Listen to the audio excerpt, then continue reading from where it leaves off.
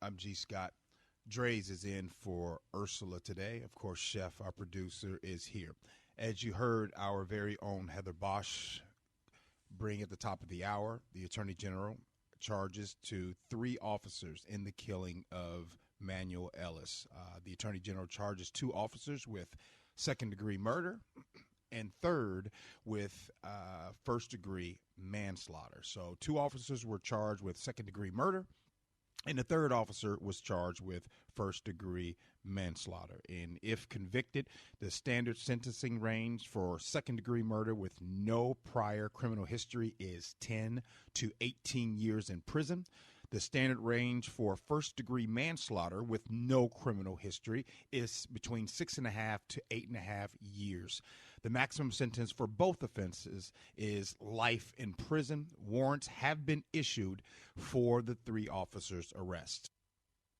Draze, this has been a topic that has been talked about here in the state of Washington for over a year, if you will, and we're coming up on a year in which the medical examiner put out there that Manuel Ellis died by homicide, and that was what the medical examiner's ruling was.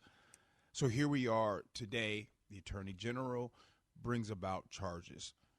What's on your mind right now? Man, this is an interesting one to me because I don't know why this hit me different. You know what I mean? Like, just sitting here, like, my eyes are tearing up, and I'm just like, man, I'm tired, bro. I am really tired. This stuff is a lot, you know what I mean? So, as a human, this stuff is a lot, bro. You know, and I'm not, sometimes we get out here and we like go after the police officers and all that. Man, this man lost his life. These be fathers and families, and people get tired of being harassed, and I don't know. I'm scared as a person that, you know, even these days now I get pulled over or something, and you're rattled. You're just like, yo, I got to turn the camera on and put my hands on the steering wheel and don't blink, because if you blink or don't reach and try to have everything, have your wallet out, have everything, like, this is, I don't know, man. I'm tired. I'm frustrated. You know, a semblance of justice. I'm happy. This is the first time that this has ever happened in Washington. So that's good. We're taking steps in the right direction. Is it enough? I don't know. I don't even want to do that right now. I'm tired of like fighting for what is simple and easy, right? You kill somebody, you got to go to jail. You're here to do a job, do the job well. So yeah, I'm happy there's some semblance of justice happening right now. Is it enough? I don't know. Second degree, but not first degree. And they should get 20 years. And you know what I mean? And then I do have questions around what's the difference. You know what I mean? What's the difference in why one of them is getting, you know, manslaughter, the other ones? You know, I don't have all of those answers, but I'm tired, bro. I made a promise to myself that no matter what the decision was, that I was going to do my best to keep my emotions. And as you guys could probably hear when I came in, that I'm struggling. And then when I hear you and your emotion come out, it's even harder for me to continue even going right now. When I hear you bring up, like, and it's not a celebration. This isn't something where, and I'm glad you brought that up, this isn't against cops. This isn't personal. This is about human decency that needs to continue and be spread and talked about throughout this country and throughout this community. That's what this is about. This is about right and wrong, not left and right. Mm-hmm. And it doesn't matter who it is. I wouldn't want someone whose child was white or black to be done unfairly. Yeah. And that's very important for me to really get that out there. And so the emotion that you just had right now, I want to talk about that. I want to talk about where that's coming from with you, because I can say where it comes from me, but I'm curious where it comes from you, because I hear tears in you right now, brother. Where's that coming from? Talk about that. I mean, you know, you get tired of it, and it's like, for a while I've been looking. Have you ever looked at something and you just want to be honest with it? Like, you've diagnosed it internally, but you don't want to say what you've diagnosed. But it's like somebody saying, "I think it's cancer." It's cancer. The diagnosis is the painful part. Even if you already know it, it feels like this country will just never love us. Like, it's just not gonna happen, you know. And it's like, or all of a sudden love gets confusing. All of a sudden equality gets confusing. These are not confusing concepts. The arguments that we have to make, should you do this, should you do that, this stuff is not confusing. Oh, he had methamphetamines inside his body. Man, are y'all serious right now? You know what I mean? Oh, he's resisting or something. Like, are y'all serious? You just have to stop and be like, that was your son or your daughter. Are you serious? And I don't want to make that argument. I don't even want to put you on the witness stand and start doing all that. I just want us to be able to love one another. And when I look at the beginnings of this country, go all the way to the beginning and come all the way to the now, and find me 50 years of peace for black people in this country. It does not exist. From slavery to Jim Crow to gentrification to the stuff we are living through today, it ain't no different. It's just same system, different face in every single generation. And then the generation that you live in always wants to look at you like, are you happy now? Happy now? I ain't had 50 years of peace. We're just recovering from crack. I know that doesn't make sense to some people, but there are brothers and sisters in jail from a war on drugs that was fake, literally designed to take us out. So when does it stop being designed to come at me? You know what I mean? And then when you look at something simple like, yo, we need reparations or something to right the wrong, everybody wants to put their hands in the air like, oh, well, not me. And I shouldn't have to have the responsibility. So you didn't steal the house, but you live in the house now because you inherited the house and you want to have the fruits of the labor of what the past did? Miss me with that. You're the same as them in that regard. So as you can hear, I can go from 0 to 100, from pain to anger real quick. It is not very often that I shed a tear behind this stuff because I know what it is and I've accepted it. But every now and again, it hits a little different because I care about my brothers and my sisters. And this is about humanity, man. For me. I'm going to take a quick little break from our emotions about what's happening right now. And those that are listening, just coming in right now, the Attorney General, Bob Ferguson, has announced that there are charges for the 3 officers in the killing of Manuel Ellis. Those charges for 2 officers are second-degree murder, and the 3rd officer is first-degree manslaughter. So I want to bring back in Hannah Scott to kind of give us some more details on what's going on, maybe details with the charging docs and everything like that. Hannah, are you there? I'm here. Hi, guys. Hey, how you doing, Hannah? So keep us up to speed. Can you kind of walk us through some of the charges, what's on the charging docs, what's being said? Talk about that. Sure, absolutely. And as you said, we've got second-degree murder charges against 2 officers, manslaughter against a 3rd. I'm going through the probable cause document right now.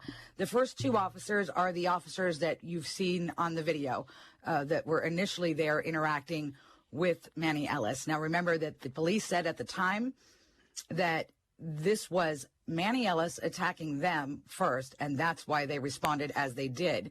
What the Attorney General's investigation concluded, this was, and they brought in forensics experts on video, on audio.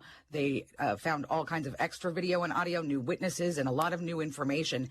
And this picture that I'm reading right here of those first 2 officers is a brutal, unprovoked beating of Manny Ellis that is is one of the worst I've ever seen. There are 3 separate witnesses involved. There's a couple of parents who took some video and as they saw this happen, and then a pizza delivery person who's a different part of the street.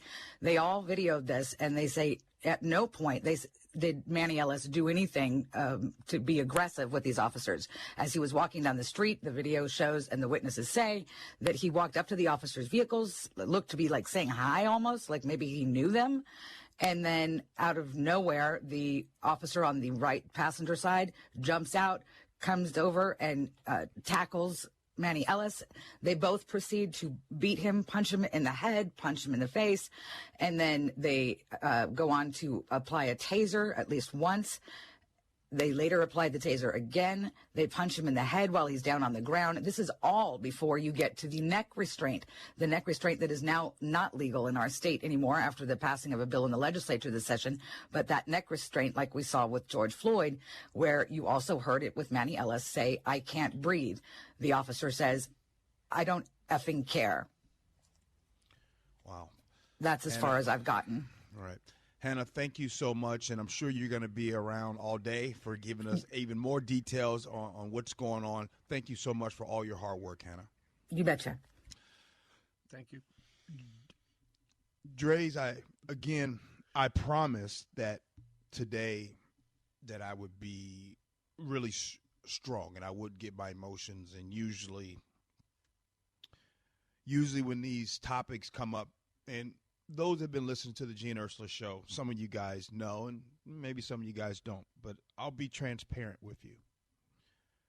Sometimes this news gets so heavy for me, it's the only time that I take off. I can have COVID, I'll still work. I love to work.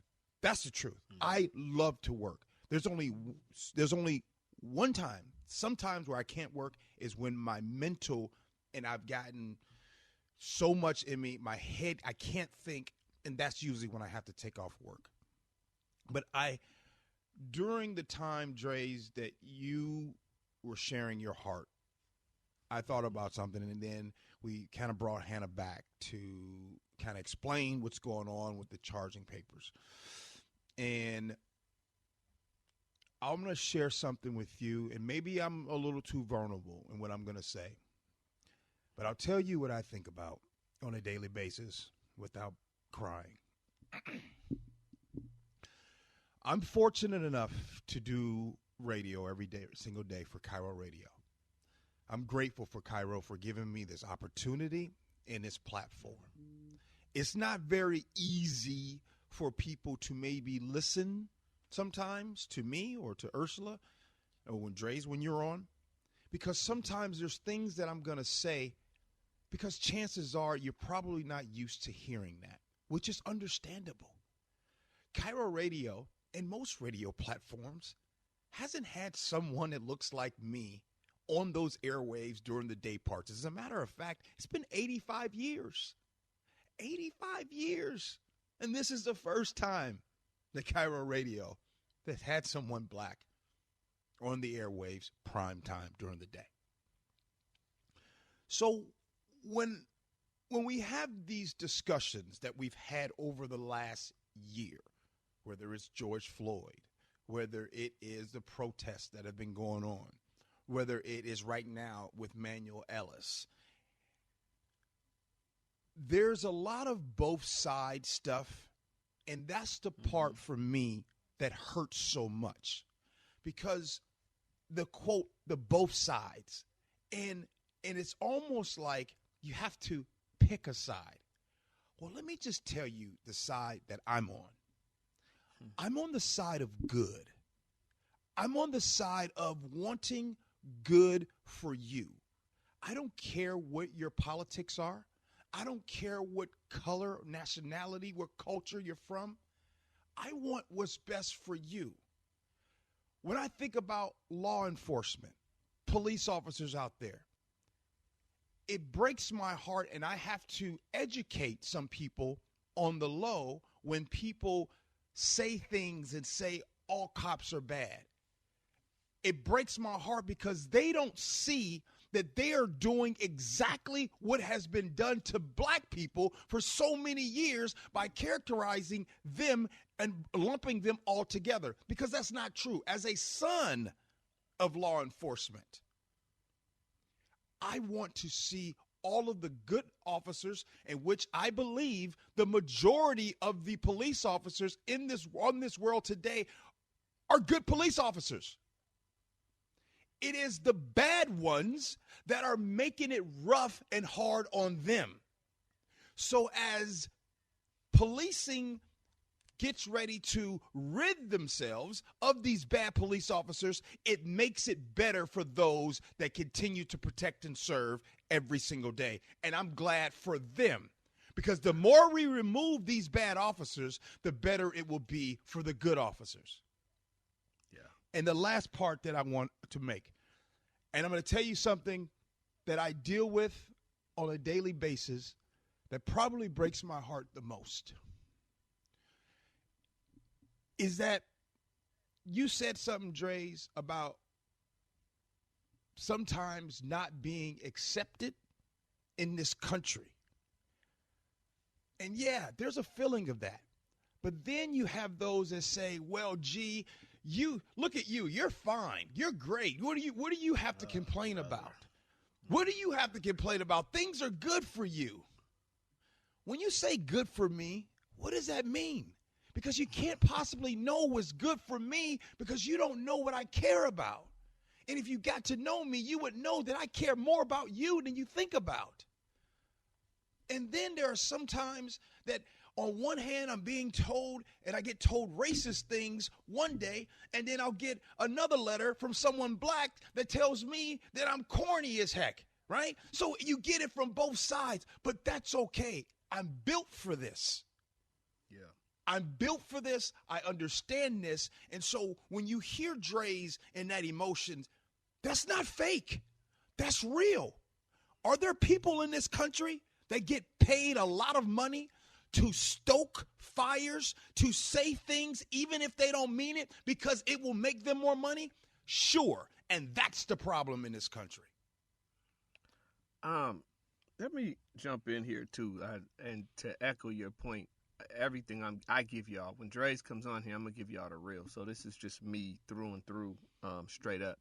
You've never heard me come on here and even show that side of me, because that's just not what I typically do as a man. But it is what it is. I'm in the moment. I'm going to just keep it 1,000. But let me just add to this. I think it is so sad that in the midst of this conversation, where we're trying to have a heart-to-heart in the very real time, the first thing that you feel inherently you have to do is qualify how you feel about police officers. That's sad. That's how bad it is that we can't even talk about what was done here. When it comes to police officers, I believe I am not a defund the police person, but I also believe that leaders should be held to a standard and a higher standard. To me, police officers should not just be prosecuted. They should be prosecuted to the full extent when they violate the law, because you know better, and it is your job to protect us. That is like a parent who is violating a child. They should be held to greater standards, because the inherent power that they carry and they walk around with, just with that badge. I believe in a day where communities, police officers, and communities can move together in harmony, working together, but we ain't gonna get there moving like this.